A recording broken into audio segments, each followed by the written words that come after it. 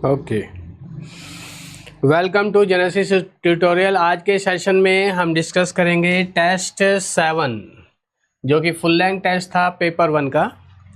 इसके हमने first 40 questions last session में डिस्कस किए थे। आज हमको रिमेनिंग उसके बाद जो क्वेश्चंस हैं उस 41 के बाद कंटिन्यू करना है। ठीक है, चलिए जी आगे चलते हैं। क्वेश्चन नंबर 41 क्या दिया है हमको? इक्विलिब्रियम कांस्टेंट के का वैल्यू गिवन है और हमसे पूछा है क्या? हमसे पूछा है find the number of moles of A B. Reactions में क्या दिया है? A2 plus B2 sign of reversibility 2AB, ये है गिवन। इक्विलिब्रियम कांस्टेंट के ये दिया है हमको 50। अगर हम इसके लिए इक्विलिब्रियम कांस्टेंट का एक्सप्रेशन लिखेंगे तो ये एक्सप्रेशन आएगा K equals to concentration of AB raised to the power 2 upon concentration of A2 concentration of B2। लेकिन उसने हमको कहा कि 2 लीटर का आपका कोई वो लेना है, हमको वैसा लेना है जिसके अंदर ये सबको लिया हुआ हमने रिएक्शन करने के लिए। और स्टार्टिंग में 1 मोल A2 और 1 मोल B2 के लिए हैं। स्टार्टिंग में तो ये कुछ होगा नहीं, लेकिन जब इक्विलिब्रियम अटेन हो जाएगा तो इसमें से x जाएगा, इसका भी x जाएगा, तब जाकर ये 2x बनेगा। और वॉल्यूम कितना दिया है? 2। तो कॉन्सेंट्रेशन ऑफ A2 अगर हम रखेंगे तो कॉन्सेंट्रेशन ऑफ A2 होगा 1 minus x by 2 Leo. Concentration of BT number of moles upon volume litre में, ये कॉन्सेंट्रेशन का निकालने का हमारा एक्सप्रेशन होता है। इसी तरह B2 की कॉन्सेंट्रेशन 1 माइनस एक्स बाई 2 और इसी तरह से AB की कॉन्सेंट्रेशन 2x अपॉन 2 ये हो गया।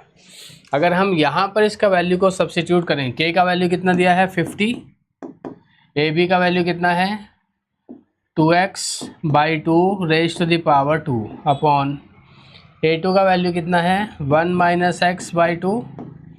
B2 का वैल्यू भी 1 माइनस एक्स बाई 2। ये है 2 की पावर 2, नीचे वाला देखो, और नीचे भी 2 इंटू 2, तो इन 2 से ये 2 कैंसिल हो जाएगा। ठीक है, तो हमारे पास जो बचेगा वो ये आएगा 2x अपॉन 1 माइनस एक्स। ये 1 minus x 1 minus x 1 minus x का स्क्वायर, उधर है 2x का स्क्वायर, तो मैंने पूरे का स्क्वायर ही कर दिया। और अब हमें चाहिए सिर्फ 2x अपॉन में आ जाएगा 1 माइनस एक्स, ये हो जाएगा स्क्वायर रूट 50 का आएगा 7.07। ये इसका हमारा स्क्वायर रूट पड़ेगा। क्रॉस मल्टीप्लाई कर देते हैं इसकी। क्रॉस मल्टीप्लाई होकर क्या बचेगा? 2x equals to 7.07 minus 7.007x। इसको x को भी इधर ले आते हैं तो 2 के साथ ये ऐड हो जाएगा और बन जाएगा 9.07x इक्वल्स टू 7.07। x का वैल्यू हो जाएगा 7.07 डिवाइड बाई 9.07। पूरे को सॉल्व करेंगे तो यहाँ से मिलेगा हमको x इक्वल टू 0.78। लेकिन हमको तो AB के मॉल्स निकालने हैं और AB के मॉल्स कितने थे? 2x। तो इसलिए यहाँ पर 2x का वैल्यू कितना हो जाएगा? 0.78 इंटू 2 1.56 ये आ जाएगा। और ये किसके मोल थे? Moles of AB, moles of AB। तो हमारा ऑप्शन क्या हो जाएगा? इसका क्लोजेस्ट ऑप्शन है 1.54। तो आंसर ए हुआ बेटा हमारा। नेक्स्ट में आते हैं क्वेश्चन नंबर 42। 42 में क्या होगा?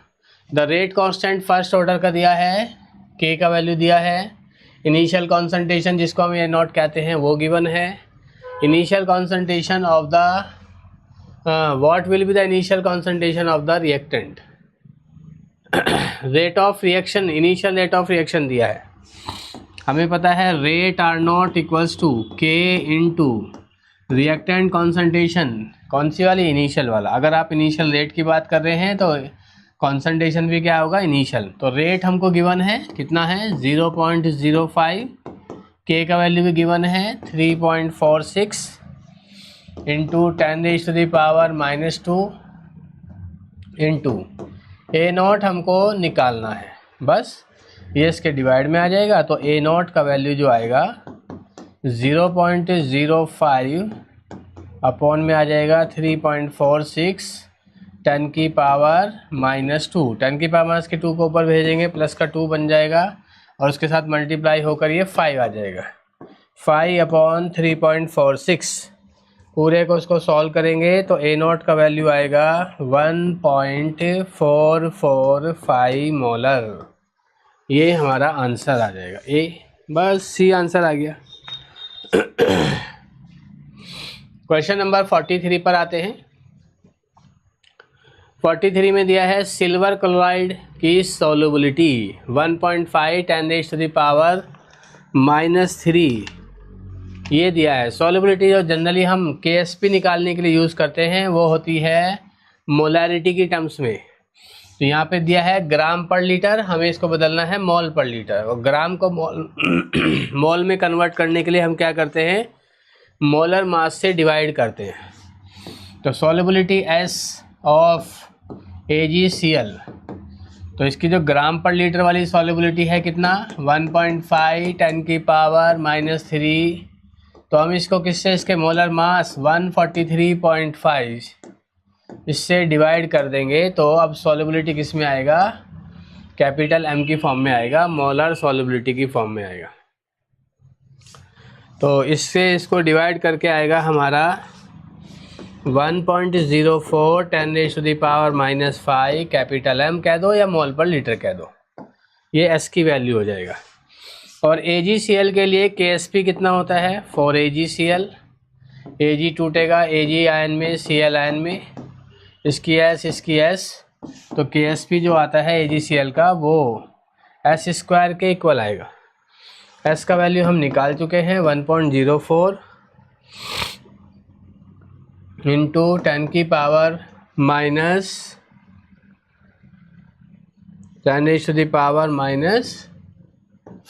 इसका स्क्वायर कर दो आप। 1.04 का स्क्वायर करेंगे तो 1.08 आ जाएगा। 10⁻⁻5 का स्क्वायर करेंगे तो 10⁻10 आ जाएगा। तो ये हमारा ऑप्शन आ जाएगा। इसका क्लोजेस्ट ऑप्शन कौन सा है, ए ऑप्शन आ जाएगा। ठीक है, नेक्स्ट क्वेश्चन पर आते हैं। The KSP for BaSO4 barium sulphate, उसका KSP का वैल्यू दिया है। What will be the solubility in mole per litre और BaSO4 इन ए 0.1 मोलर। तो BaSO4 कैसे टूटेगा, BaSO4 टूटेगा Ba2 प्लस में SO4 2 माइनस में। अगर इसकी सॉल्युबिलिटी S है तो ये S होगा, ये S होगा। तो इसका जो KSP आएगा वो आएगा solubility of Ba2 plus into solubility of SO4 2 minus. Coefficient होता तो यहाँ पावर में चला जाता, ठीक है। लेकिन यहाँ पर BaCl2 के अंदर डाला हमने इसको, जो BaCl2 किस में टूटेगा Ba2 प्लस में और 2Cl माइनस में। इसका कितना था 0.1, तो इसका कितना हो गया 0.1। तो हमें अब निकालना है इसका what will be the solubility of BaSO4 in 0.1 A। KSP का वैल्यू हमको गिवन है 1.5 10⁻⁻9। सॉल्युबिलिटी ऑफ Ba आयन, बेटा Ba यहाँ से देखो S यहाँ से है, 0.1 यहाँ से है, तो ये बन जाएगा S plus 0.1 raise to the power 1, है ना। दूसरा सल्फेट आयन की सॉल्युबिलिटी कितना है S, मल्टीप्लाई कर दो इसको, S इंटू S, S² हो जाएगा, 0.1 इंटू S हो जाएगा, और इधर से 1.5 10⁻⁹ हो जाएगा।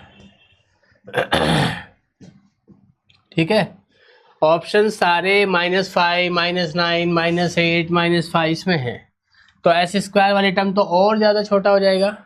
तो हम अभी कभी भी इसमें सॉल्युबिलिटी वाले केस में अगर कहीं S² आता है या S³ आता है तो हम उसको नेगलेक्ट करते हैं, क्योंकि ये टर्म्स इतनी छोटी हो जाती है कि हमारे पास इनको नेगलेक्ट करने के अलावा कोई ऑप्शन ही नहीं बचता है।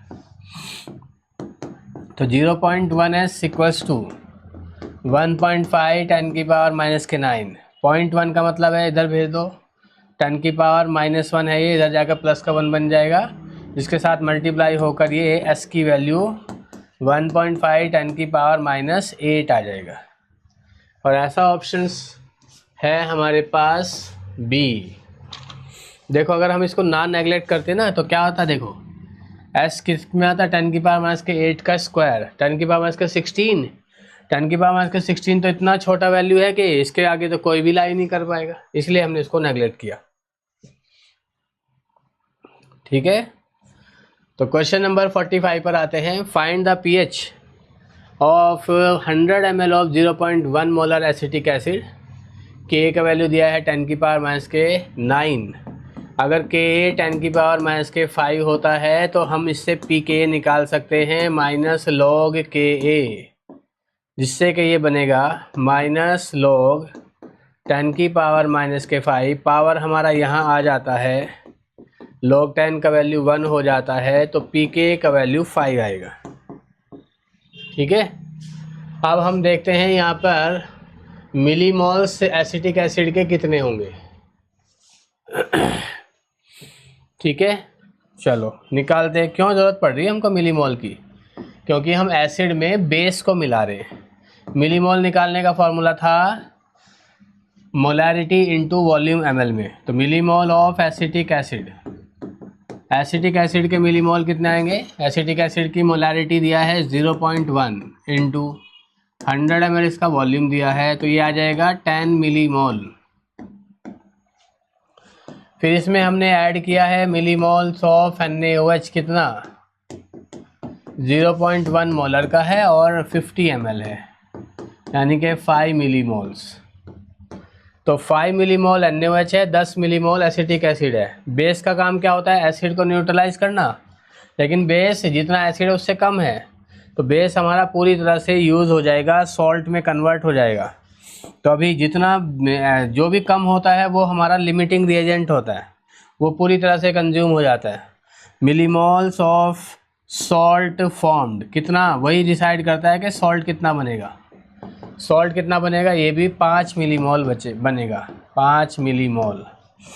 मिलीमोल ऑफ एसिड लेफ्ट कितना बचा, 10 थे, 10 में से 5 न्यूट्रल हो गए, सॉल्ट में बदल गए, 5 ही बचे, 5 मिलीमोल्स।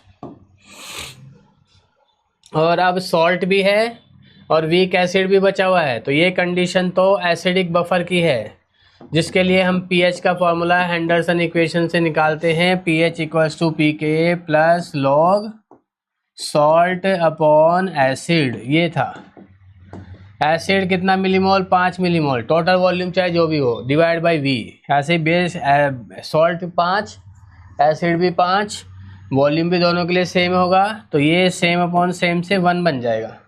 और सेम अपॉन सेम यानी कि इससे क्या मिलेगा हमारा 1। क्यों, क्योंकि एसिड और सॉल्ट दोनों की कॉन्सेंट्रेशन सेम है। कैसे पता चला, यहाँ से देखो 5 मिलीमोल 5 मिलीमोल, तो जब हम सेम अपॉन सेम रखेंगे तो 1 मिलेगा, और log 1 का वैल्यू 0 होता है, तो ये वाला पूरा टर्म 0 बन जाएगा। पीएच और पीके का वैल्यू दोनों का सेम आएगा, और पीके हमने निकाला था 5, तो यहाँ से इसने हमसे पीएच पूछा था, क्या पूछा था, के का। अच्छा, के का वैल्यू, ओके थोड़ा गड़बड़ हो गया बेटा, के का वैल्यू 1.8 भी था, हमने सिर्फ 10 की पावर माइनस के 5 रखा, तो के का वैल्यू आएगा बेटा यहाँ पे 1.8।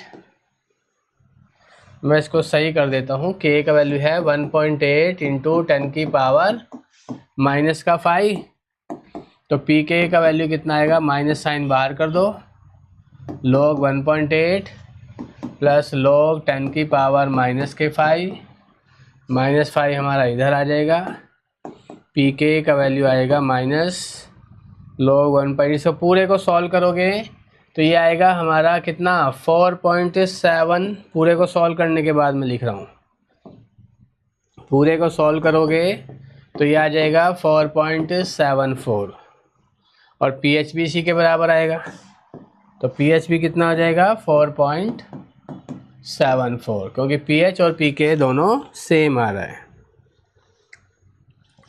ठीक है, नेक्स्ट आते हैं क्वेश्चन नंबर 46 में। डायनिक प्रोडक्ट के डब्ल्यू का वैल्यू दिया है, द वैल्यू ऑफ के डब्ल्यू अगर हमारा कितना हो जाए 1 इंटू 10 की पावर माइनस के 2 माइनस के 12, what will be the pH of water. के डब्ल्यू जो होता है वो कितना होता है, HN concentration into OHN concentration, ये होता है। और ऐसे जब भी वाटर टूटता है बेटा, जितना HN बनता है उतना ही OHN भी बनता है।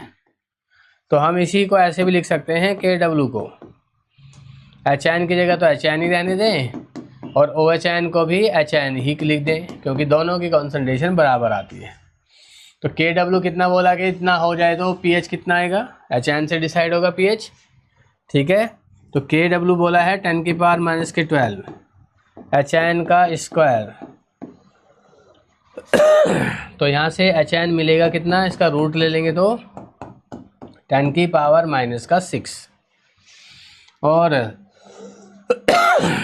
HN और pH के बीच में एक रिलेशन लिखा था 10 की पावर माइनस pH। तो ये जो 10 की पावर में माइनस में होता है ना, वही हमारा pH होता है। यहाँ पे 10 की पावर में माइनस में कौन है, 6, तो ये हमारा pH हो जाएगा। तो आंसर हमारा A हो गया। क्वेश्चन नंबर 47, CONH3 का whole 5 NO2 Cl2 and CONH3 का होल 5 ONO। NO2 क्या है एक, और NO ये है हमारे एम्बीडेंटेट लीगेंड, एम्बीडेंटेट लीगेंड। तो जो एम्बीडेंटेट लीगेंड होते हैं उनके पास एक से ज़्यादा डोनर साइट होती हैं। जैसे कि NO2 में क्या NB डोनर साइट है और OB। तो जहाँ ये N से जुड़ता है तब तो उसको कहते हैं नाइट्रीटो N, और जहाँ ये O से जुड़ता है उसे कहते हैं नाइट्रीटो O। तो जहाँ पर भी एम्बीडेंटेट लीगेंड होगा वहाँ पर लिंकेज आइसोमेरिज्म पाया जाएगा। तो आंसर क्या हो गया, C आंसर हो गया। कोऑर्डिनेशन में पढ़ा था टाइप्स ऑफ आइसोमेरिज्म में। PTNH3 का होल 4 PTCl4। हमने कहा था जब हमारे पास दो कोऑर्डिनेशन साइट होती है, पहली कोऑर्डिनेशन साइट पॉजिटिवली चार्ज होती है और दूसरी नेगेटिवली चार्ज होती है। देखो पहली वाली पॉजिटिवली चार्ज होगी तो यानी कि ये तो होगा नहीं, क्योंकि NH3 तो न्यूट्रल लिगेंड है। अगर ये ज़ीरो हो गया तो तब नहीं, यहाँ पे पॉजिटिव चार्ज कैसे आएगा, आएगा नहीं। तो ये तो अब लग गया कि ऑप्शंस तो इन तीन में से होगा। चलो बी पर आते हैं। देखो अगर PT यहाँ +2 में हुआ, NH3 होता है 0, तो इस वाले के ऊपर आएगा +2 चार्ज। अगर यहाँ +2 आया है तो इतने पर आना चाहिए -2 चार्ज। तो -2 चार्ज अगर यहाँ आना चाहिए तो Cl तो -1 होता है, 4 Cl है -4, और यहाँ से आना है -2। तो -2 तब आ सकता है जब PT क्या हो, +2 में हो। तो PT +2 में रहा होगा, यहाँ से -4 रहा होगा, तब जाकर इन दोनों से -2 आया होगा। तो इसकी भी ऑक्सीडेशन स्टेट +2 और इसकी भी +2, ये तो आंसर हमारा ये होगा। अब बात आ जाए कि आगे वाला क्यों नहीं हुआ, ये तो अभी बता ही दिया हमने कि अगर ये +2 में है, ओवरऑल पर चार्ज +2 आना चाहिए, तो इस वाले पे -2 आना चाहिए, और इस वाले पे पूरे पे -2 चार्ज तब आएगा जब PT +2 में होगा। सही है, तो इसलिए आंसर हमारा क्या हुआ, बी आंसर हो गया। नेक्स्ट है 1 gram of charcoal absorb 0.5 gram of CO2। ये होता है बेटा X/M। चारकोल को तो कहते हैं एडजॉर्बेंट और CO2 को कहते हैं एडजॉर्बेट, जिसको एडजॉर्ब होना है। तो X का वैल्यू कितना है, जो 1 ग्राम तो है चारकोल और उसके ऊपर 0.5 ग्राम हमारा CO2 क्या हो रही है, एडजॉर्ब हो रही है। तो ये है 0.5 और M क्या हो गया 1। ठीक है, X/M का वैल्यू। इसने कहा है कि if the pressure is increased 4 times what will be the amount of CO2 absorb assuming the Freundlich. Freundlich का फॉर्मूला था बेटा X/M = K इंटू प्रेशर की पावर 1/n, और इसने 1/n की वैल्यू, n की वैल्यू बोल दिया है 2 है। तो अगर n बराबर 2 रखेंगे तो X/M = K इंटू P की पावर 1/2। सही है। चलो पहले वाले में x बाई एम 1 कर दिया, दूसरे में x बाई एम 2 कर दिया। इसमें जो कैपिटल K है इसे कहते हैं एडजॉर्प्शन कोफिशिएंट, ये तो कांस्टेंट है, कट जाएगा, इक्वल्स टू ये P1 कर देते हैं या P2 कर देते हैं, ये हो गया P1 की upon P2 whole raise to the power 1 by n, और 1 बाई n का वैल्यू क्या बोला हुआ है 2, n की वैल्यू 2 है। तो इसने क्या बोला है, if the pressure is increase for time, नया प्रेशर जो है वो 4 गुना हो गया है, पहला जो भी था तो n के P, तो इसने पूछा है तो क्या होगा, what will be the amount of CO2 adsorb assuming the front, तो ये x इस वाले का वैल्यू पूछ रहा है, m तो देखो 1 है, तो 1 को तो चाहे लिखो ना लिखो, तो एक तरह से हमसे ये इसका वैल्यू पूछ बैठा है। इसका वैल्यू हमारे पास है कितना है 0.5 अपॉन 1 से, यानी कि 0.5, तो मैं इसको ऐसे लिख रहा हूँ 0.5 नीचे वाले का हमको निकालना है x by M by 2 equals to P1 को P1 ही रहने दो और P2 को कर दो 4P1, 4 गुना कर दिया, और उसकी पावर 1 बाई 2 कर दो, 1 बाई 2 का मतलब स्क्वायर रूट, P1 से P1 कट जाएगा, 1 बाई 4 का स्क्वायर रूट करेंगे तो 1 बाई 2 आएगा, तो 0.5 upon x by M by 2, x by M 2 equals to 1 by 2, cross इनकी मल्टीप्लाई कर दो तो ये कितना हो जाएगा, x बाई एम 2 की वैल्यू 1 के बराबर आएगा। तो 1 ग्राम एडजॉर्ब होगा भाई इसमें, अगर तुमने प्रेशर को 4 गुना कर दिया तो 1 ग्राम CO2 एडजॉर्ब हो जाएगा। Question number 50, for a reversible reaction the activation energy for the forward and reverse reactions are 30 and 35, delta H का और एक्टिवेशन एनर्जी के बीच में रिलेशन होता है बेटा EA forward minus EA backward, ये काइनेटिक्स में पढ़ाया हमने। तो EA फॉरवर्ड बोला है इसने 30, EA बैकवर्ड बोला है 35, तो कितना आएगा -5, तो रिएक्शन कैसी होगी एक्सोथर्मिक, एंथैल्पी चेंज पूछा था उसने, तो माइनस का 5 किलो जूल मॉल इनवर्स, ये हो जाएगा।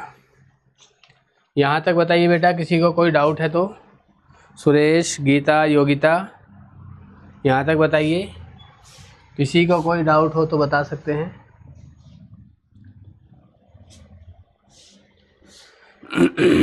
बोलो बच्चों।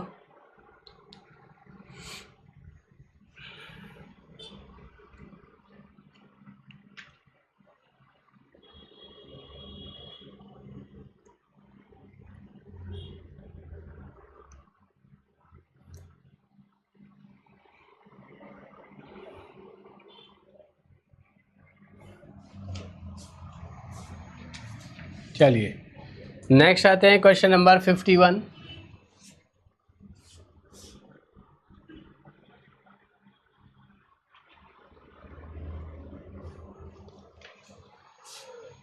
क्वेश्चन नंबर 51 पर आते हैं बेटा।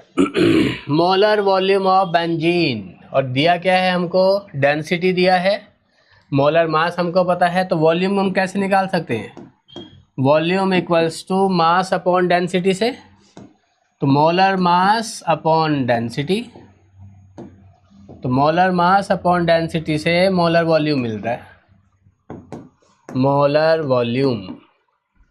मोलर मास बेंजीन का कितना होता है 78, डिवाइड कर देंगे डेंसिटी 0.88, तो ये कितना आ जाएगा हमारा 88.6, इतना आ जाएगा। वॉल्यूम किस में आएगा, ml में आएगा। मोलर वर्ड यूज़ किया है तो पर मोल कर दोगे आप, 1 मोल के लिए, तो 88.6 ये वाला हो जाएगा। चलो जी question number 52। 1 mole is dissolved in 1000 gram of water, तो मोलैलिटी की डेफिनेशन भी यही है, number of mole of solute dissolved in 1 kg of solvent.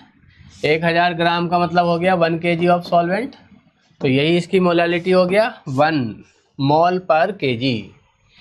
The elevation in boiling point 1.02, delta TB का वैल्यू दिया है, तो और हमें KB का वैल्यू भी दिया है, KB इंटू M, ठीक है।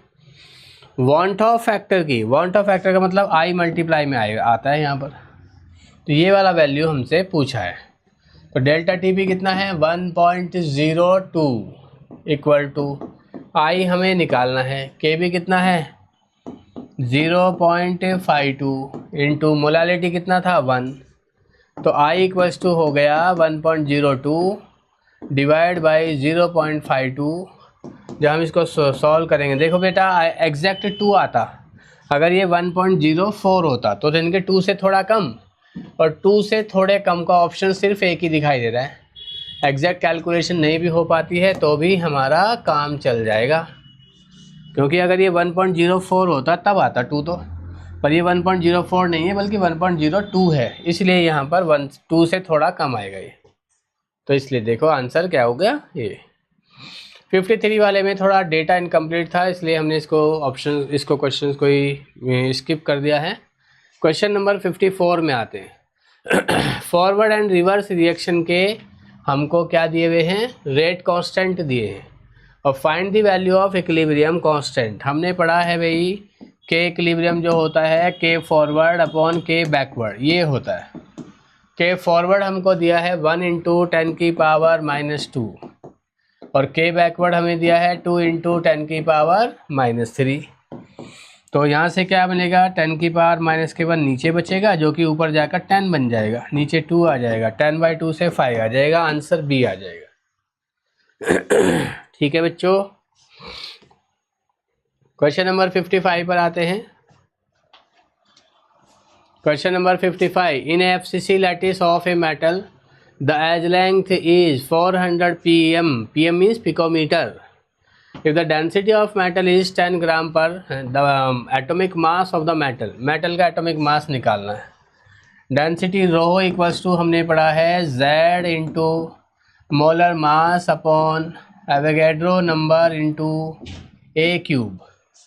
ए का वैल्यू डेंसिटी दिया है ग्राम पर सेंटीमीटर क्यूब में, तो इसलिए ए का वैल्यू रखना पड़ेगा सेंटीमीटर में, और ए दिया है हमको पिकोमीटर में 400 पिकोमीटर, इसका मतलब हो गया 400 × 10⁻⁻12 मीटर, या 400 × 10⁻⁻10 सेंटीमीटर। ये 2 जीरो भी अगर हम हटाएंगे तो 10⁻⁻8 बन जाएगा। ठीक है, तो अगर ए क्यूब की बात करेंगे, 4 का क्यूब कितना होगा 4 × 4 × 4 64, 10⁻⁻8 का क्यूब 10⁻⁻24, ये सेंटीमीटर क्यूब में आ गया। FCC के केस में Z का जो वैल्यू आता है वो 4 रखते हैं, रो का वैल्यू कितना दिया है 10, Z क्या है 4 × m, एवोगैड्रो नंबर कितना दिया है 6.022, 10⁻23, ए क्यूब हमने निकाला अभी 64 × 10⁻⁻24, प्लस का 23 है माइनस का 24 है, तो 10⁻⁻1 बचेगा। ठीक है, 10 ये है 10⁻⁻1 ये है, ये कैंसिल हो जाएगा क्योंकि क्रॉस मल्टीप्लाई होना है ना, इसके साथ जाना है। तो 4 से इसको डिवाइड करोगे तो ये 16 आ जाएगा, तो जो कैपिटल M है उसका वैल्यू आएगा 6.022 × 16। ठीक है, तो ये बनेगा 96। अगर हम सिर्फ 6 ही मान लें, 6.022 ना लें, 16 × 6 से 96, तो हमारा ये आंसर क्या आ जाएगा 96 आ जाएगा। ठीक है, ऑप्शन ए, तो ये हो गया 96। क्वेश्चन नंबर 56 पर आते हैं। फर्स्ट ऑर्डर डिकम्पोजिशन बोला है SO2Cl2 का। The fraction of SO2Cl2 will decompose after 1 hour, 1 घंटे के बाद कितना डिकम्पोज हो जाएगा, व्हाट फ्रैक्शन, कितना फ्रैक्शन डिकम्पोज हो जाएगा। तो एक तरह से इसने जो हमसे पूछा है वो है फ्रैक्शन डिकम्पोज।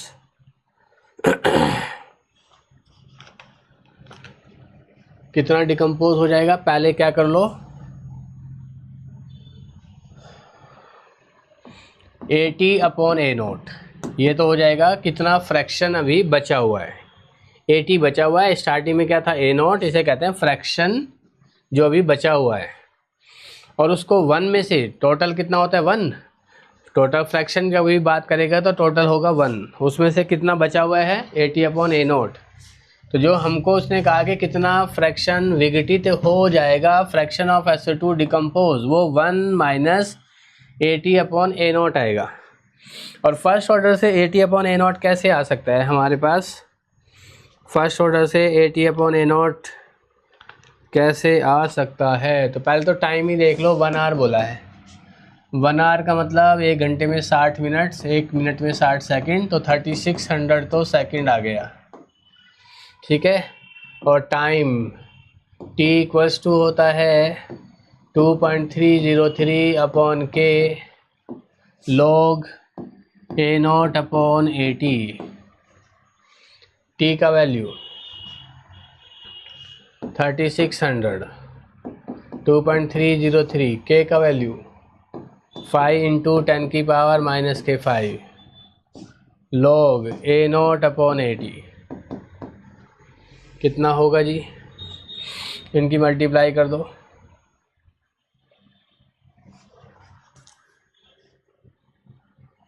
इस पूरे को सॉल्व करके लेके आओगे तो log A0/AT इसका वैल्यू आएगा 0.078। कितना आएगा? A0/AT का वैल्यू 0.078। हमें तो AT/A0 चाहिए ना, तो इसको क्या करना पड़ेगा? रेसिप्रोकल, उल्टा करना पड़ेगा, इंटरचेंज करना पड़ेगा। तो हमें चाहिए AT/A0, तो ये हो जाएगा बेटा माइनस में, माइनस का 0.078। और फिर हमें क्या चाहिए था? AT/A0, तो एंटी लॉग करना पड़ेगा। एंटी लॉग ऑफ नेगेटिव वाले का एंटी लॉग मैंने बताया हुआ है बेटा 0.078। इस पूरे को सॉल्व करोगे तो ये आ जाएगा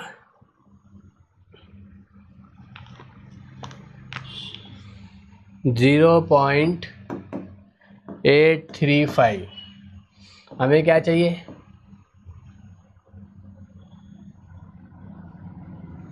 फ्रैक्शन डिकम्पोज चाहिए। फ्रैक्शन डिकम्पोज, इसका फॉर्मूला भी बताया था 1 - AT/A0, 1 - 0.835, कितना आएगा? 0.165। तो आंसर हमारा ए हो जाएगा बेटा, ये आ जाएगा फ्रैक्शन डिकम्पोज, ठीक है। नेक्स्ट में आते हैं। रेजिस्टेंस दिया है 200 ओम, सेल कांस्टेंट दिया है 0.5 centimetre. Molar conductivity of solution, कैसे निकलेगा मोलर कंडक्टिविटी? लैम्डा एम का फॉर्मूला तो हमने ये पढ़ा था कि कप्पा इंटू 1000 मोलैरिटी, इससे काम बन जाएगा। पर दिक्कत आएगी, कप्पा तो उसने कुछ हमको दिया नहीं है, हमको तो उसने सेल कांस्टेंट और आर का वैल्यू दिया है। इसके लिए भी फॉर्मूला बताया था हमने, कप्पा इक्वल्स टू क्या था आपका? 1/R इंटू सेल कांस्टेंट, ये फॉर्मूला बताया था जी। सेल कांस्टेंट कितना दिया है? 0.5। आर का वैल्यू कितना दिया है? 200। इसको पूरे को सॉल्व कर दो तो कप्पा का वैल्यू आएगा कितना?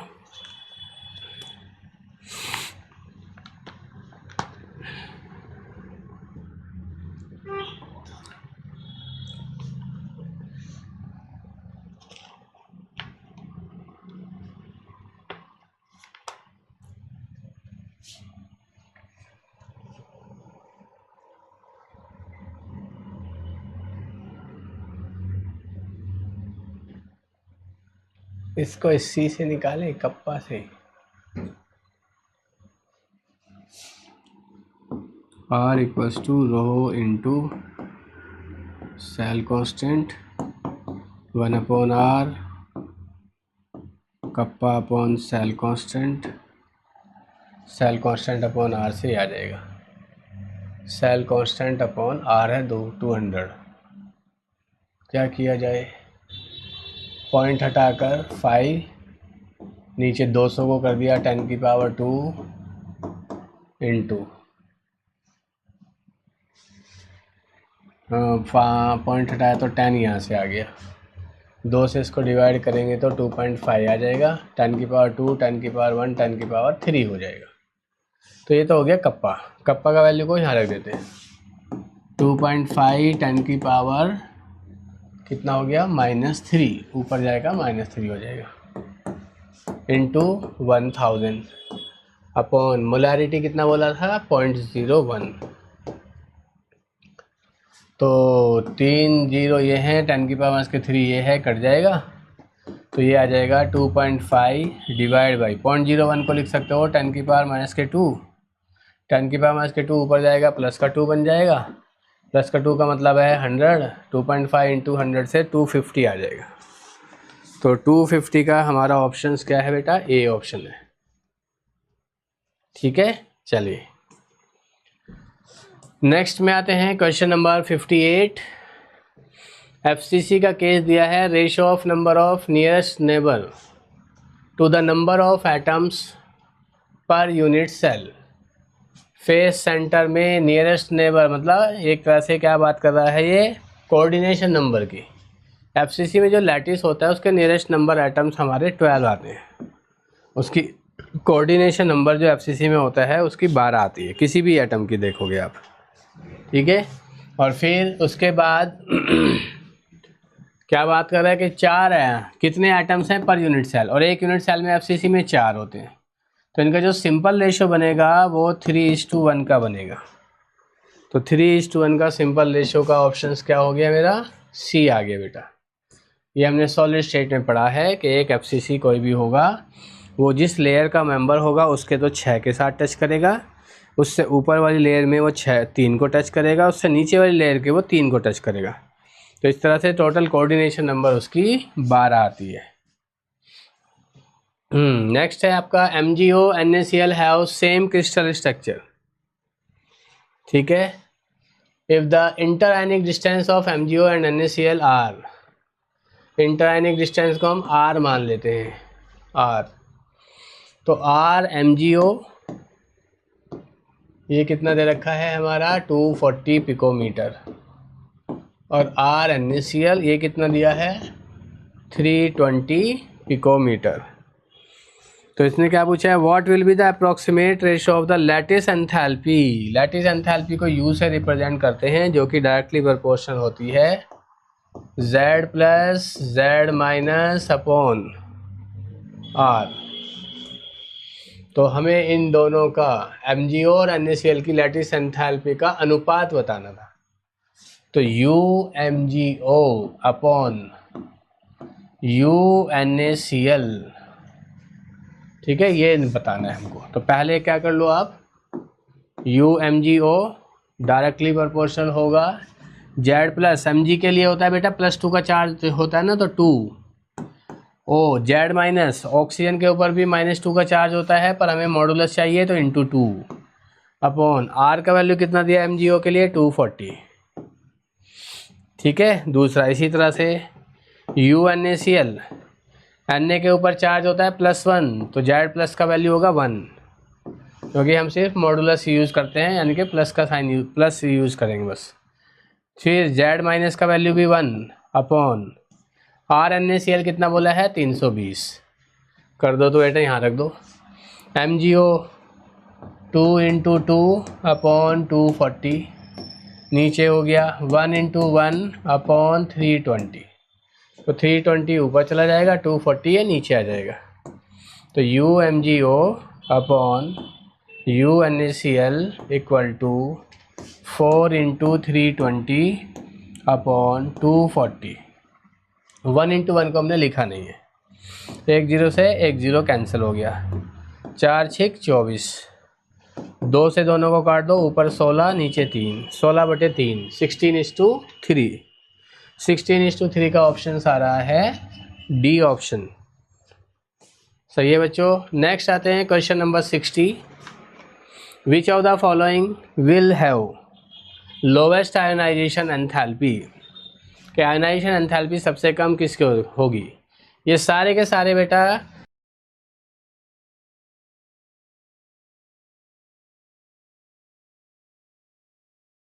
ग्रुप 6 के मेंबर है, क्रोमियम, फिर मोलिब्डेनम, फिर टंगस्टन, फिर सीबोर्गियम Hg। और डाउन द ग्रुप आने पर क्या होगा आपका, डाउन द ग्रुप आने से आयनाइजेशन एंथैल्पी डिक्रीज होती है, तो इसलिए आंसर क्या होगा, डी होगा, on moving down the group. यहाँ पे इनका अनुपात पूछा, 3 है ये, वीएमपी, वी मीन और वी आरएमएस। वीएमपी का फॉर्मूला पढ़ा था बेटा, √2RT/m। वी मीन का फॉर्मूला पढ़ा था √8RT/m। और तीसरा कौन सा था, V RMS, root mean square. इसका फॉर्मूला था √3RT/m। अब इन तीनों का इसको क्या निकालना है हमको, सिंपल रेशो निकालना, VMP, V mean, V RMS. Simple ratio में क्या होता है, जो चीज़ें सब में कॉमन होती है वो हट जाती है, वो तो कट जाती है। RT/m, RT/m, RT/m, ये कट जाएगा, क्या बचेगा, इधर से √2, दूसरे से √8/π, तीसरे से √3। √2 का वैल्यू लेके होते हैं 1.414, इसका आप वैल्यू निकालोगे तो 1.596। तीसरे का वैल्यू √3 का पता है हमको 1.732। सबसे पहले तो ऐसे ही ऑप्शन ढूंढा, ऐसा कोई ऑप्शन हमको नहीं लग रहा है, ठीक है। तो फिर हम क्या करते हैं, पूरे को 1.414 से डिवाइड कर दो और सिंपल आ जाएगा, ये 1 आ जाएगा, इसको देखेंगे तो ये आ जाएगा 1.128, तीसरे को डिवाइड करोगे तो ये आ जाएगा 1.224। तो इसलिए आंसर हमारा क्या बन जाएगा, ए ऑप्शन बन जाएगा, ठीक है।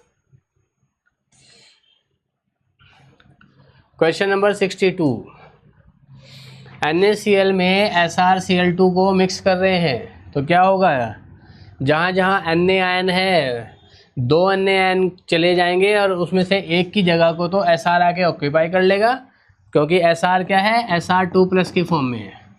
तो चार्ज बैलेंस रखने के लिए 2 Na+ को वहाँ से गायब होना पड़ेगा, जिसमें से एक की जगह को तो ऑक्यूपाई कर लेगा कौन, Sr2+, दूसरी खाली रह जाएगी।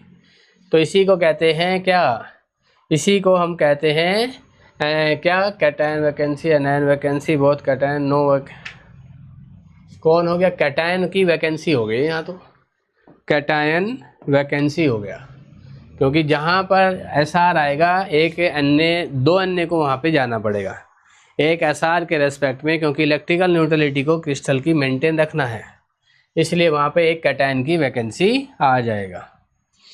क्वेश्चन नंबर 63 में आते हैं, E12, ये हम बेटा पोलरिग्राफी में पढ़ते हैं। E12 जो होता है, इसको हम हाफ वेव पोटेंशियल कहते हैं। ये हर आयनिक स्पीसीज की एक करैक्टरिस्टिक्स वैल्यू होती है, जैसे हमारे फिंगरप्रिंट हमारी पहचान, वैसे ही आयनिक स्पीसीज के लिए भी ये पहचान का काम करता है। तो ये E12 कभी बदलेगा नहीं, चाहे तुम किसी भी आयन की, चाहे वो सपोर्टिंग इलेक्ट्रोलाइट का हो या मेन एनालाइट हो, किसी की भी कॉन्सेंट्रेशन को चेंज कर दो, E12 तो फिक्स ही रहना है। तो ये क्या होगा आपका, कांस्टेंट रहेगा। है कोई ऐसा option, will remain constant, -0.5 volt ही रहेगा, ये नहीं बदलेगा। नेक्स्ट है question number 64, the mechanism of oxidation Fe+2/Ce4+। Ce4+ किस में बदल गया, C3+ में, तो Ce4+ का तो हुआ रिडक्शन और Fe2+ का हुआ ऑक्सीडेशन। तो इसने हमसे क्या पूछा है, इसने पूछा है कि इस रिएक्शन का जो रेट है, वेलोसिटी v की फॉर्म में दिया है, k × C⁴ C4 1+ Fe2 1+। पूछा है कि मॉलिक्यूलरिटी क्या होगी। मॉलिक्यूलरिटी क्या होती है, जो रिएक्टेंट वाली साइड में जो इनके साथ कोफिशिएंट होते हैं ना, वो इनकी मॉलिक्यूलरिटी कहलाती है। तो कितने कोफिशिएंट दिखाई दे रहे हैं, एक C के पास, एक Fe के पास, 2, इसलिए मॉलिक्यूलरिटी भी क्या होगा, 2 होगा। और यहाँ का ऑर्डर भी कोई पूछे तो ऑर्डर भी 2 होगा। क्वेश्चन नंबर है 65, इसने क्या कहा, हाफ लाइफ 100 सेकेंड है और क्या कह रहा है, कितना परसेंटेज रिमेनिंग बचेगा, कितना इनिशियल अमाउंट का, कब, 400 सेकेंड के बाद। अगर एक हाफ लाइफ 100 सेकेंड की है तो 400 सेकेंड में 4 T½ होंगे, तो 100% पहले T½ में बदल जाएगा ये 50%, दूसरे T½ में बदल जाएगा 25% रह जाएगा, तीसरे टी हाफ में रह जाएगा 12.5%, और चौथे टी हाफ में 4 टी हाफ हो गए ना 400 सेकंड में, एक टी हाफ 100 सेकंड का है, तो 400 सेकंड में कितने टी हाफ हुए 4, तो चौथे टी हाफ में ये 12.5 का भी आधा 6.25% रह जाएगा। तो इसने यही पूछा कितने प्रतिशत होगी पश्चात बचे हुए तत्व की मात्रा। ठीक है, तो कितनी अमाउंट बचेगी, percentage of initial amount will remain 6.25% बचेगा। शॉर्टकट मेथड था ये, फर्स्ट ऑर्डर में बताया था हमने, नहीं तो कैलकुलेशन से भी कर सकते हैं, कैलकुलेशन से थोड़ा लेंथी पड़ेगा। ठीक है, क्वेश्चन नंबर आते हैं 66।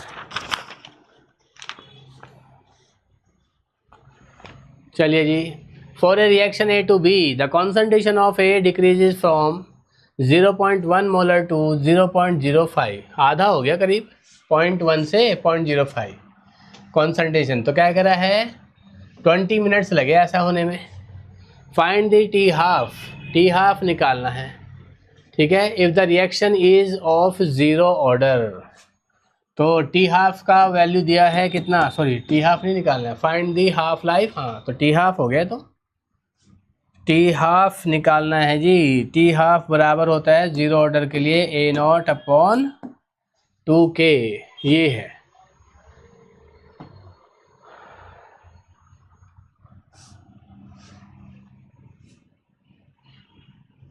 तो पहले K निकालना पड़ेगा। ज़ीरो ऑर्डर के लिए हमने पढ़ा है A0 - AT बराबर K × T। A0 कितना है 0.1, AT कितना है 0.05, K हमें निकालना है। टाइम कितना वो बोला है 20 मिनट। यहाँ से क्या मिलेगा, यहाँ से मिलेगा 0.05, 20 इसके डिवाइड में आ जाएगा तो K बन जाएगा। ठीक है, तो यहाँ पे वैल्यू को रख दो। A0 कितना बोला है 0.01/2 इंटू K कितना बोला निकाला हमने 0.05, डिवाइड में आना था 20, ऊपर भेज दिया 20। अब क्या होगा, पॉइंट से पॉइंट हटा देंगे, नीचे 5 बचेगा, 5 से 4 कर देंगे, 2 से 2 कर देंगे, तो टी हाफ कितना बचा। पॉइंट हटाने के लिए क्या किया हमने, यहाँ 20 हो गया, 2 A0 कितना था 0.1, कुछ गड़बड़ हुआ है क्या, रुकिए जी, थोड़ा सा कुछ लगता है गड़बड़ हो गया। स्टार्टिंग में ज़ीरो ऑर्डर बोला है, ज़ीरो ऑर्डर इनिशियल कॉन्सेंट्रेशन 0.1, और कितना हो गया है ये 0.05, 80 इतना हो गया है।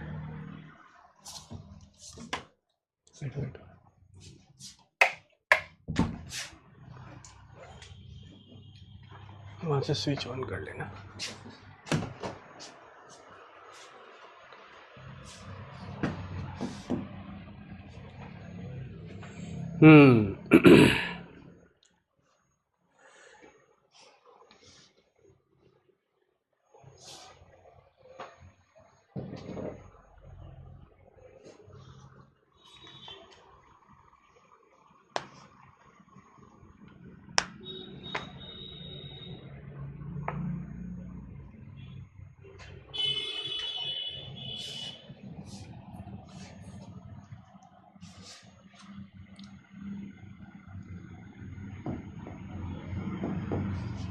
पॉइंट 1 या 0.10 कितना बचेगा 0.05, डिवाइड में क्या हो जाएगा 20 आ जाएगा। ठीक है, वैल्यू को यहाँ रख देते हैं। 0.1 अपॉन में क्या हो गया 2 इंटू 0.05, डिवाइड में क्या आना था 20 ऊपर चला गया। ठीक है, 2 से ये 10 हो जाएगा। यहाँ से अगर पॉइंट हटा दूँ तो ऊपर 10 बचेगा, नीचे 5 बचेगा, पॉइंट से पॉइंट हट जाएगा, 5 2 जा 10, 10 इंटू 2 20, तो टी हाफ का वैल्यू आ गया 20 मिनट्स। तो आंसर हमारा बेटा कितना आया, बी ऑप्शन ए के। इसका वो हो रहा था हमारे यहाँ गड़बड़। नेक्स्ट में आते हैं A+2B arrow 3C plus D, rate of formation of C, और find the rate of appearance of disappearance of B। तो B और C के बीच में रिलेशन लिखना है, बाकी से हमें कोई लेना देना ही नहीं है। लिखो जी ज़रा। B की फॉर्म में लिखेंगे तो क्या होगा, 1/2 माइनस dB/dt, माइनस dB/dt को क्या कहेंगे, rate of disappearance of B equals to, C की फॉर्म में लिखेंगे तो क्या आएगा, 1/3 dC/dt।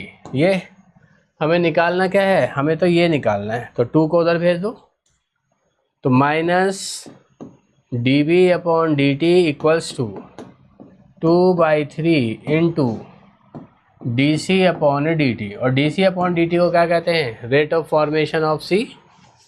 तो 2/3 into rate of formation of C कितना दिया है, 4 इंटू 10⁻⁻²। तो कितना हो जाएगा, 4 2 जा 8, 8/3, 8/3 का मतलब हो गया 2.66 के करीब आएगा, और 10⁻⁻²। ऐसा ऑप्शन तो हमको ए दिखाई देता है। ठीक है, तो इसका आंसर क्या हो जाएगा, ए। नेक्स्ट आते हैं क्वेश्चन नंबर 68 पर। The hydrolysis of methyl acetate, methyl acetate क्या एक एस्टर है, एस्टर के हाइड्रोलिसिस की रिएक्शन है।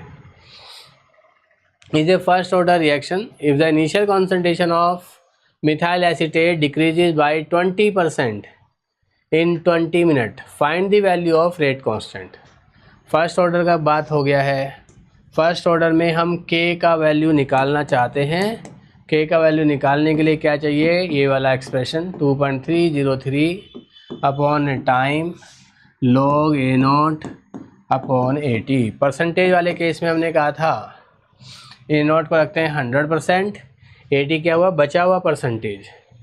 तो ये क्या कर रहा है, if the initial concentration of methyl acid decreases by 20% decrease हो गया है, तो इसका मतलब बचा कितना भी 80%, और कितने टाइम में हुआ है, 20 मिनट में। तो कर दो भाई, 2.303 अपॉन टी का वैल्यू क्या है 20, लो A0 का वैल्यू कितना है 100 अपॉन बचा कितना है 80। तो यहाँ से आएगा log 10 माइनस log 8। तो इससे K की वैल्यू जो निकल के आएगी आपकी 0.011 ये आएगा, और ऐसा ऑप्शन हमको A दिखाई दे रहा है। ठीक है, तो ये आगे बढ़ते हैं जी। Question number 69। For the reaction N2O4 sign of reversibility 2NO2, Kp का वैल्यू दिया है इसमें, और find the degree of dissociation, alpha का वैल्यू बोला है कि अल्फ़ा का वैल्यू निकालिए। तो N2O4 sign of reversibility 2NO, अगर इसका 1 लिया है तो आफ्टर डिसोसिएशन ये 1 माइनस अल्फ़ा बनेगा, ये 2 अल्फ़ा बनेगा। अगर मैं टोटल मोल्स की बात करूँगा तो टोटल मोल्स कितने हो जाएंगे, 1 माइनस अल्फ़ा प्लस 2 अल्फ़ा से 1 प्लस अल्फ़ा आ जाएगा। ठीक है, तो इसने हमसे क्या पूछा है, Kp का वैल्यू है 0.5, find the degree of dissociation, alpha का वैल्यू निकालना है। Kp का एक्सप्रेशन कर दो। Kp का एक्सप्रेशन क्या आएगा, तो अभी यानी कि पहले हमको इनके क्या निकालने पड़ेंगे, पार्शियल प्रेशर। पार्शियल प्रेशर कैसे निकलता है, partial pressure of NO,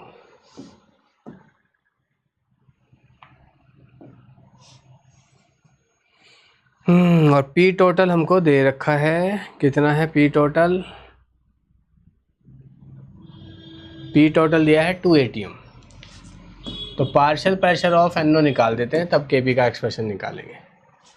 NO के कितने हैं आपका 2 अल्फ़ा, टोटल मोल्स कितने हैं 1 प्लस अल्फ़ा, तो ये तो हो गया mole fraction of NO into P total. ये है फॉर्मूला निकालने का, mole fraction into P total. ठीक है, ये हो गया PNO का वैल्यू। सही है,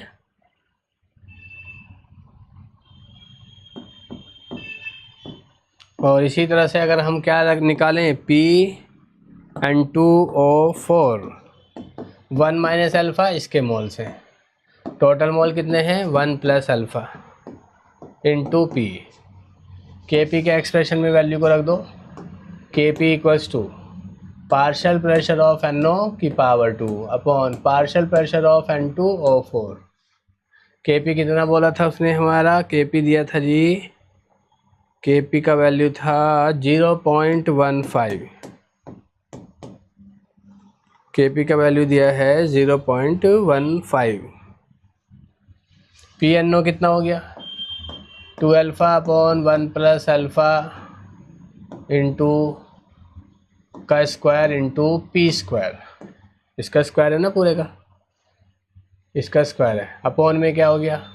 Pn2O5 1 minus alpha upon 1 plus alpha into P. एक पी से एक पी कट जाएगा, ठीक है। अब क्या किया जाए?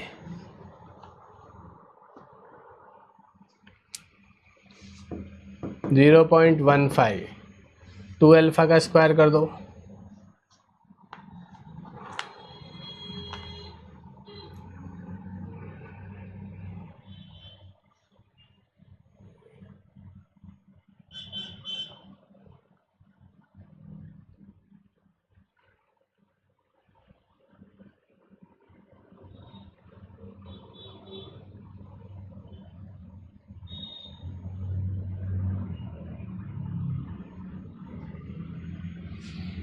चलो एक 1 प्लस अल्फ़ा यहाँ पर है, ये 1 प्लस अल्फ़ा का स्क्वायर है, तो एक 1 प्लस अल्फ़ा यहाँ बचेगा। ऊपर 2 अल्फ़ा का स्क्वायर हो जाएगा तो 4 अल्फ़ा स्क्वायर। नीचे क्या बचेगा? 1 प्लस अल्फ़ा यहाँ से बचा, 1 माइनस अल्फ़ा ये हो गया। इसको 1 प्लस अल्फ़ा और इंटू 1 माइनस अल्फ़ा, इसको हम लिख सकते हैं जैसे एक्स क्या है आपका x plus Y X minus Y, इसको हम लिखते हैं X square minus Y square. तो सेम इसी तरह से मैं इसको लिख सकता हूँ 1 माइनस अल्फ़ा का स्क्वायर इंटू पी। अब इसको हम पूरे को सॉल्व करेंगे तो यहाँ से हमें जो अल्फ़ा का वैल्यू आएगा पूरे को सॉल्व करने के बाद वो आएगा 0.13। कितना आएगा जी ये? इसको पूरे को आप सॉल्व करोगे तो अल्फ़ा का वैल्यू मिलेगा 0.13। इस पूरे को सॉल्व करके आएगा, बस वैल्यू को सॉल्व करना है आपको। इस पूरे को सॉल्व करके जो वैल्यू आएगा वो आएगा 0.13। चलिए जी क्वेश्चन नंबर 70 पर आते हैं। Adsorption of a substance x follows the friendly adsorption isotherm at 1 atm pressure 5 gram of adsorbent adsorb 2 gram of x। तो यानी कि m का वैल्यू तो कितना हो गया? 2, सॉरी m का वैल्यू तो हो गया 5 और जो x का वैल्यू है वो है कितना है? 2। एडजॉर्बेट कितना है? 2 ग्राम। तो x बाई m का वैल्यू हो जाएगा 2/5। प्रेशर क्या बोला है? प्रेशर था 1 atm।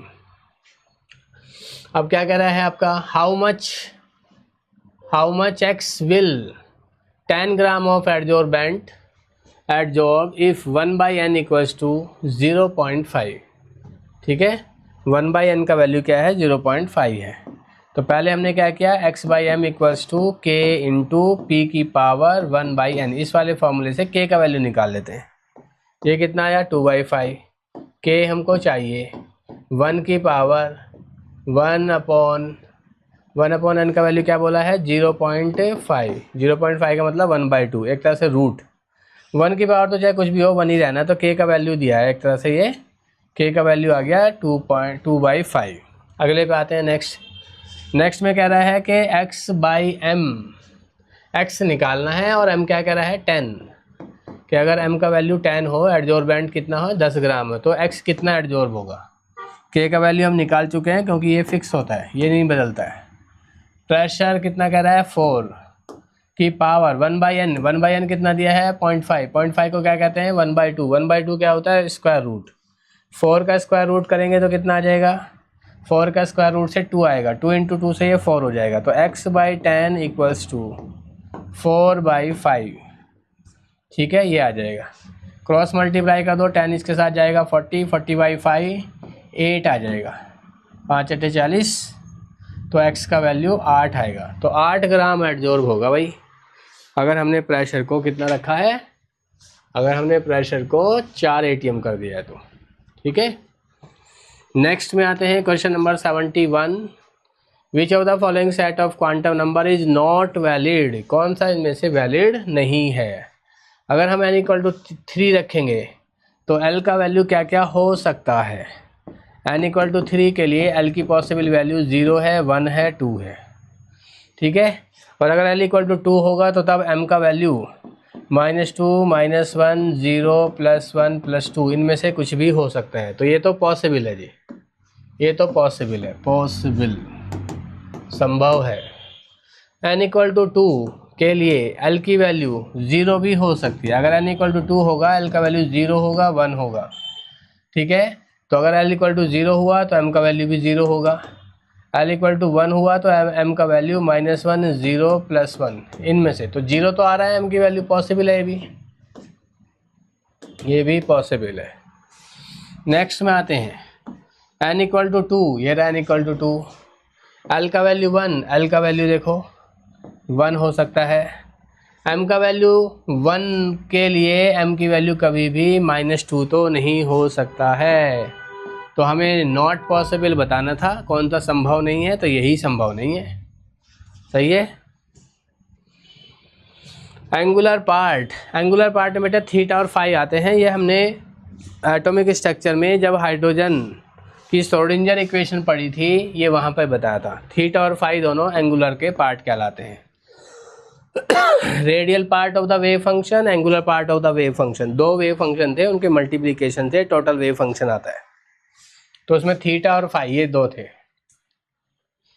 Question number 73, correct geometrical arrangement sp3 तो बेटा क्या होता है टेट्राहेड्रल के लिए, और टेट्राहेड्रल में एंगल कितना होता है 109 डिग्री 28 मिनट्स।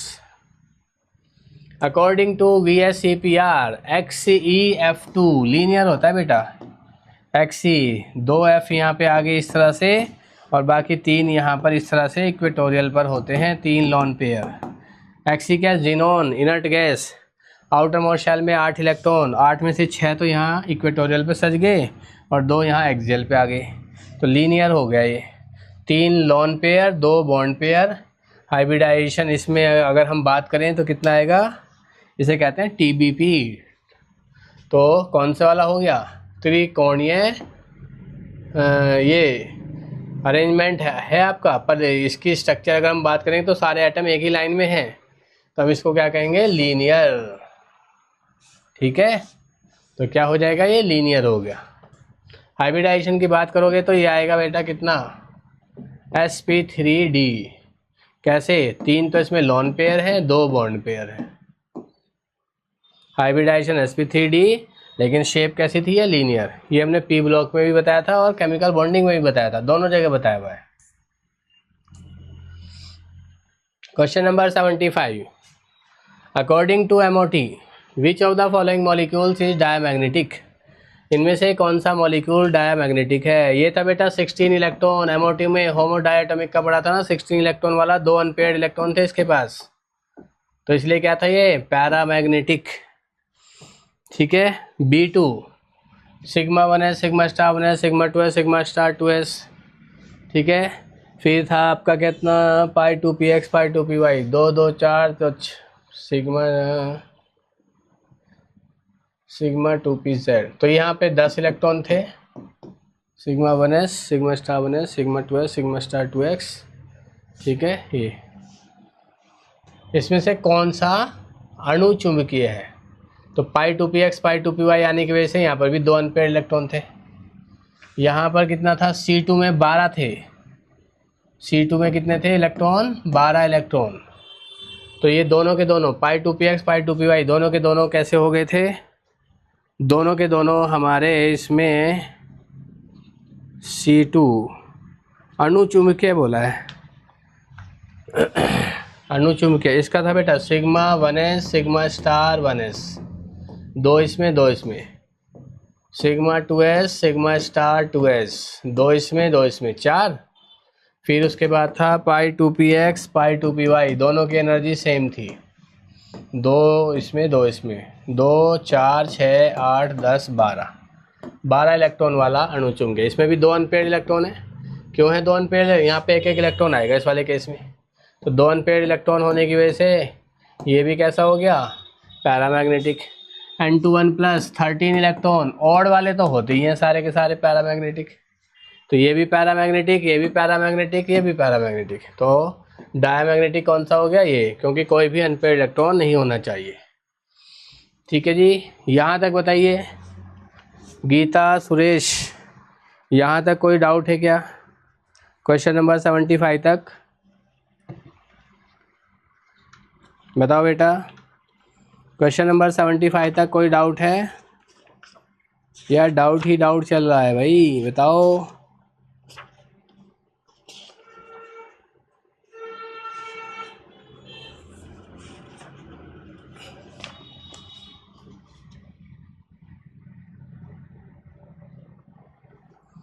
चलिए क्वेश्चन नंबर आते हैं 76। Soddy Fajans rule, displacement is related to radio decay, alpha decay, beta decay होता है।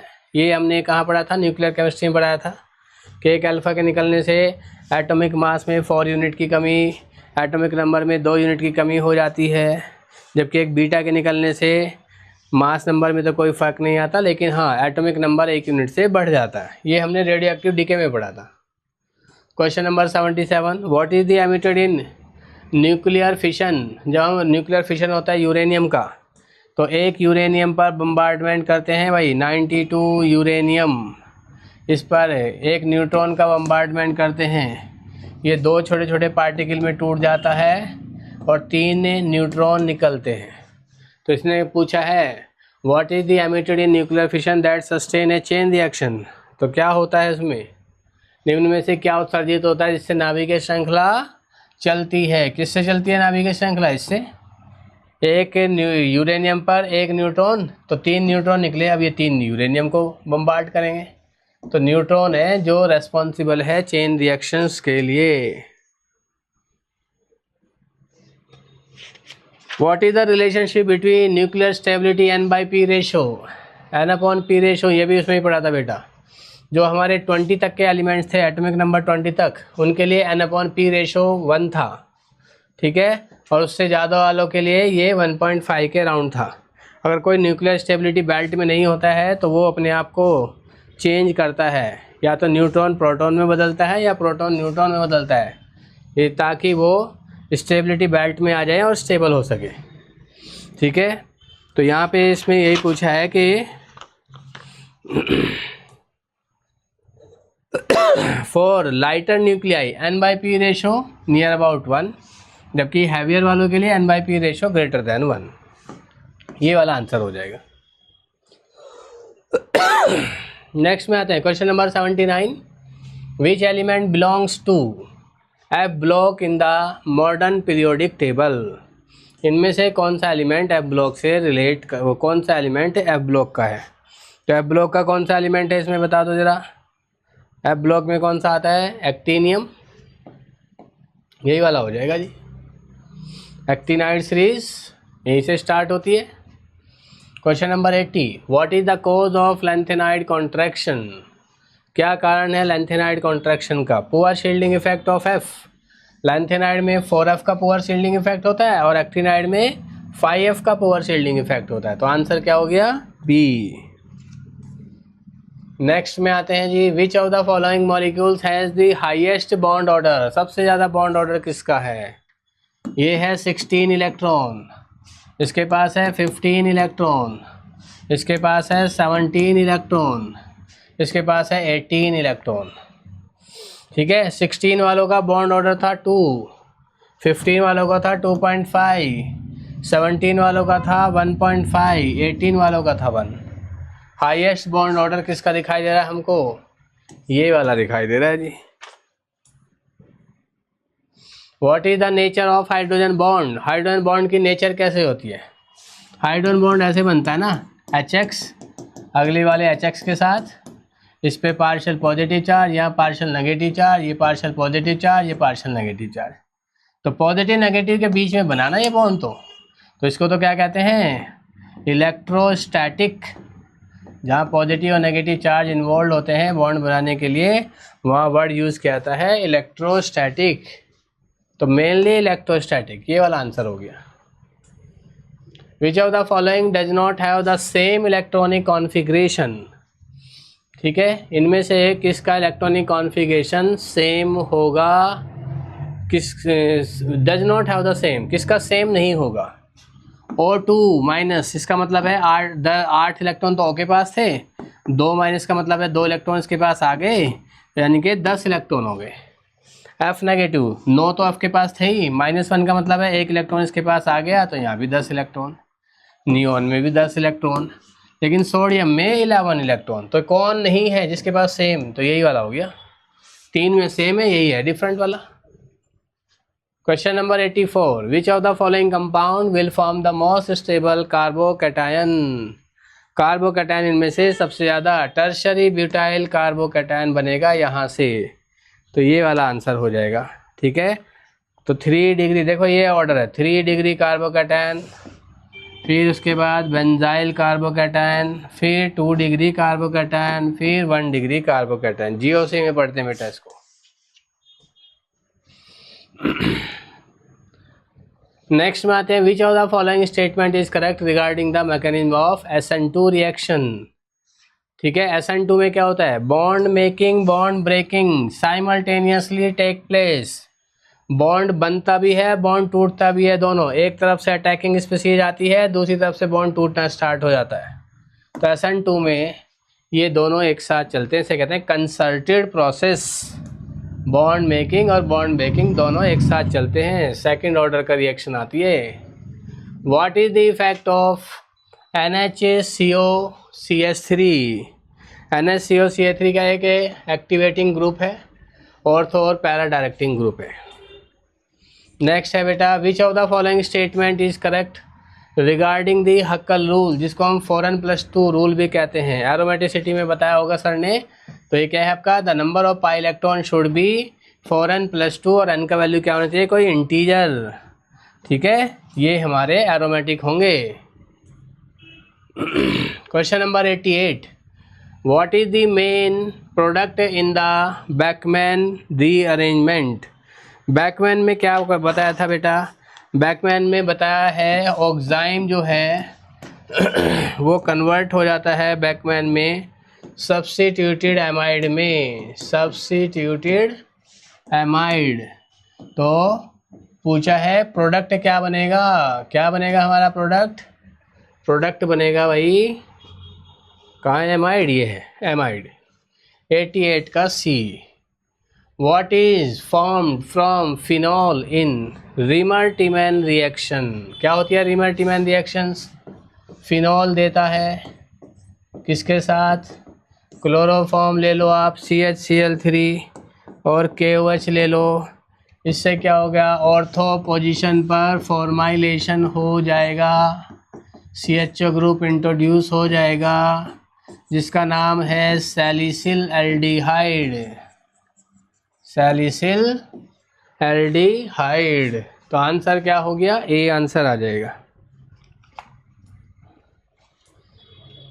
नेक्स्ट है, which of the following statement is true about the enantiomer. Enantiomer क्या होते हैं, एक ऑप्टिकल प्लेन पोलराइज्ड लाइट को राइट साइड घुमाता है, दूसरा प्लेन पोलराइज्ड लाइट को लेफ्ट साइड घुमाता है, दोनों इक्वल अमाउंट में घुमाते हैं।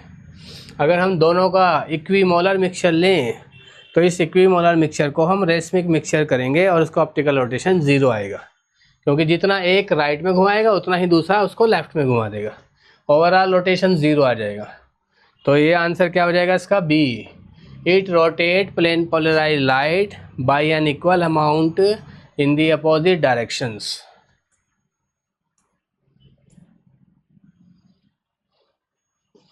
Which of the following compound have the S configuration। S configuration में क्या होगा, प्रायोरिटी वाइज पहले तो नंबरिंग करते हैं 1 2 3, ठीक है 4।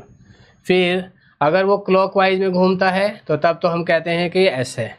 अगर वो एंटी क्लॉकवाइज में घूमता है तब हम इसको, अगर ये क्लॉकवाइज में घूमता है तब तो हम इसको कहते हैं R है। अगर वो एंटी क्लॉकवाइज में घूमता है तब हम इसको कहते हैं S है। तो a molecule where the priority order of the group attached to the chiral center is A greater than B greater than C greater than D, the direction from A to C is anti clockwise in case of S and clockwise in case of R. तो answer क्या हो जाएगा? B answer आ जाएगा। R S configuration में पढ़ते हो बेटा आप ये स्टीरियोकेमिस्ट्री में। Which of the following statement is true regarding the chair conformation? Chair configuration में चेयर कॉन्फॉर्मेशन, ये तुम्हारा हो गया चेयर कॉन्फॉर्मेशन ऑफ किसका? साइक्लोहेक्सेन का। एक इक्वेटोरियल एक एक्सियल, ऐसे एक इक्वेटोरियल एक एक्सियल, ऐसे यहाँ पर एक इक्वेटोरियल एक एक्सियल, फिर एक इक्वेटोरियल एक एक्सियल, ऐसे यहाँ पर भी एक इक्वेटोरियल एक एक्सियल, फिर एक इक्वेटोरियल एक एक्सियल, ऐसे। तो टोटल कितने हैं? 6 कार्बन, हर पर एक इक्वेटोरियल एक एक्सियल लगता है। तो it has 6 axial 6 equatorial hydrogens. तो आंसर क्या हो जाएगा? बी आ जाएगा। Which of the following order is correct regarding the strength of organic acid? Acid की टेंडेंसी होती है HN देने की। तो जैसे जैसे हम इससे इलेक्ट्रॉन विड्रॉइंग ग्रुप लगाते चले जाएंगे वैसे वैसे H की टेंडेंसी, H को रिमूव करने की टेंडेंसी इसकी बढ़ती चली जाएगी। तो जिसके पास 3 Cl ग्रुप लगे हैं सबसे जल्दी एसिड HN यही देगा, तो सबसे स्ट्रॉन्ग एसिड। यहाँ पे 2 है, यहाँ पे 1 है, यहाँ पे 1 भी नहीं है। तो हमारा जो एसिडिटी का ऑर्डर होगा वो यही होगा, प्रबलता का जो एसिड की स्ट्रेंथ का ऑर्डर होगा वो यही होगा, क्योंकि यहाँ पे सबसे ज़्यादा माइनस आई इफेक्ट, यहाँ पे और कम, यहाँ और कम, वहाँ सबसे कम। ठीक है। नेक्स्ट है which of the following statement is correct regarding the mesomeric effect? Mesomeric effect के बारे में कौन सा स्टेटमेंट इसमें से करेक्ट है? तो मीजोमेरिक इफेक्ट एक परमानेंट इफेक्ट है जिसमें डीलोकलाइजेशन ऑफ पाई इलेक्ट्रॉन के बारे में हम पढ़ते हैं। ये वहीं पे पढ़ते हो बेटा, जहाँ इंडक्टिव इफेक्ट, मीजोमेरिक इफेक्ट ये वहीं पे आता सारा।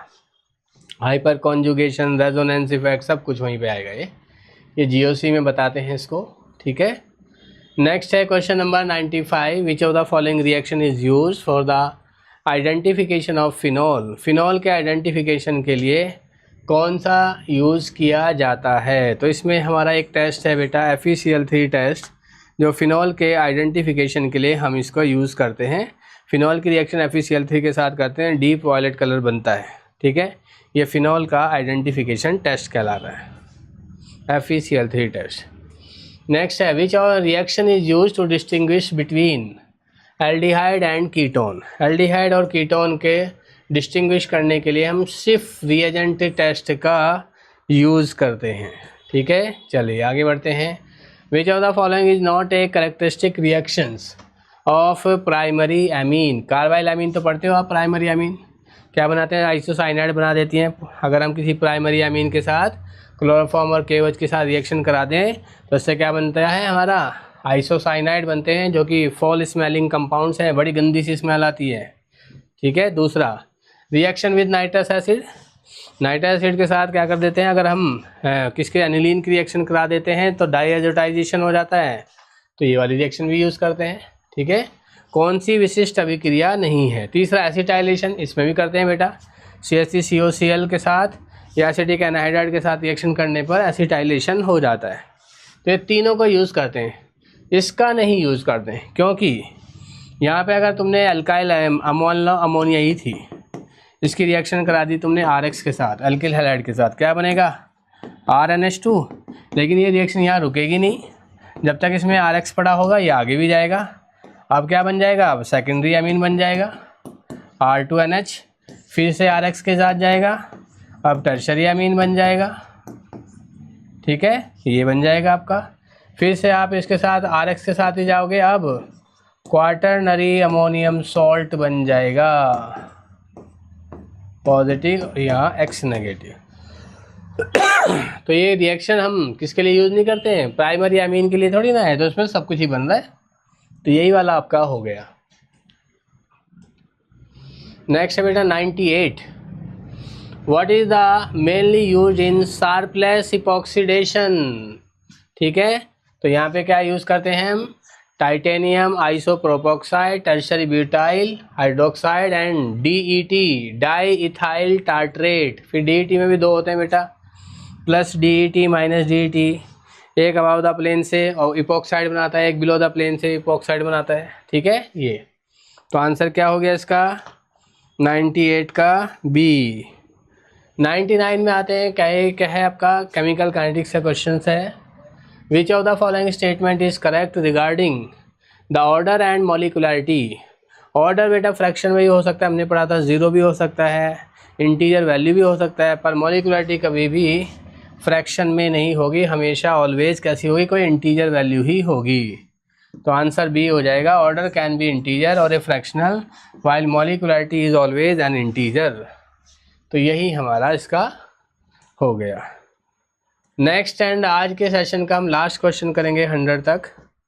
ठीक है, according to Le Chatelier principle what will be the effect of increasing temperature. Le Chatelier principle पे जब हमने टेम्परेचर का इफेक्ट पढ़ा था, वहाँ पे दो केस पढ़ाए थे। एक को कहा था हमने एंडोथर्मिक रिएक्शन, दूसरे को कहा था एक्सोथर्मिक रिएक्शन। एंडोथर्मिक रिएक्शन में होता है जिसमें हीट दी जाती है, एक्सोथर्मिक रिएक्शन में होती है जिसमें हीट निकलती है। तो वहीं पर लिखा था बेटा एंडोथर्मिक रिएक्शन में अगर हम टेम्परेचर बढ़ाते हैं तो इक्विलिब्रियम फॉरवर्ड में शिफ्ट हो जाता है, और अगर हम एक्सोथर्मिक में बढ़ाते हैं तो इक्विलिब्रियम बैकवर्ड में शिफ्ट होता है। तो यहाँ पर तो क्या कहा है उसने, यहाँ पे कहा है एंडोथर्मिक ऊष्मा शोषी। तो अगर हमने टेम्परेचर को बढ़ाया तो इक्विलिब्रियम फॉरवर्ड में चला जाएगा, equilibrium will shift in forward direction, और के इक्विलिब्रियम का वैल्यू बढ़ जाएगा। चलिए बच्चों, आज का सेशन हम यहीं समाप्त करते हैं। रिमेनिंग क्वेश्चंस हम नेक्स्ट पार्ट में कवर करेंगे। ठीक है, आई होप आप लोगों को सभी को समझ आया होगा। फिर भी कोई डाउट है तो आप पूछ सकते हैं या कमेंट बॉक्स में लिख सकते हैं। ठीक है, चलिए बच्चों, आज का सेशन हम इसको यहीं समाप्त करते हैं। थैंक यू जुड़ने के लिए, आप लोगों का सभी का बहुत बहुत धन्यवाद।